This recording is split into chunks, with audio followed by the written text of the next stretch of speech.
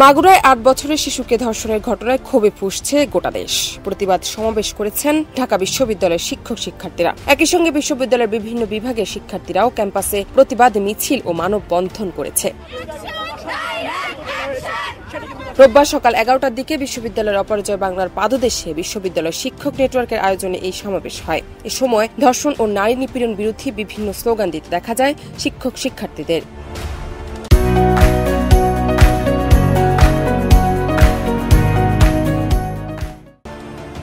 ধর্ষণের বিরুদ্ধে মানববন্ধন করেছে বুয়েট শিক্ষার্থীরাও। এ সময় দেশের ধর্ষণ আইন পরিবর্তন করে দ্রুত ট্রাইব্যুনালের মাধ্যমে শাস্তি কার্যকর, মৃত্যুদণ্ড সহ 6 দফা দাবি উত্থাপন করেছেন তারা। নারী নির্যাতনের ঘটনায় অভিযুক্তদের দ্রুত আইনের আওতায় আনতে হবে। এছাড়াও ধর্ষকের কঠোর শাস্তির দাবিতে ঢাকা রাজশাহী মহাসড়ক অবরোধ করে বিক্ষোভ করেছেন রাজশাহী বিশ্ববিদ্যালয়ের শিক্ষার্থীরা। রোববার দুপুর 12টায় বিশ্ববিদ্যালয়ের প্রধান ফটকের সামনে অবস্থান নেন তারা।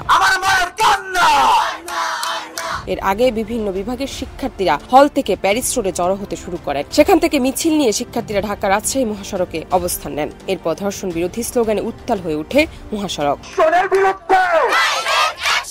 অন্যদিকে ধর্ষণের দায়ে অভিযুক্তকে জনসম্মুখে ফাঁসির দাবিতে খুলনা কুষ্টিয়া মহাসড়ক অবরোধ করেছেন কুষ্টিয়া ইসলামী বিশ্ববিদ্যালয়ের শিক্ষার্থীরা। ধর্ষকের সর্বোচ্চ শাস্তি নিশ্চিত না হলে কঠোর আন্দোলনের হুঁশিয়ারিও দিয়েছেন তারা।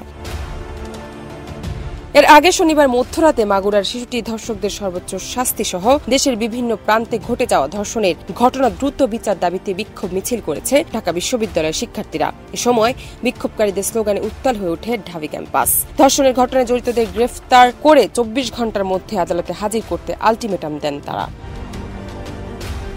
জান্নাত নিপু, দেশ রূপান্তর।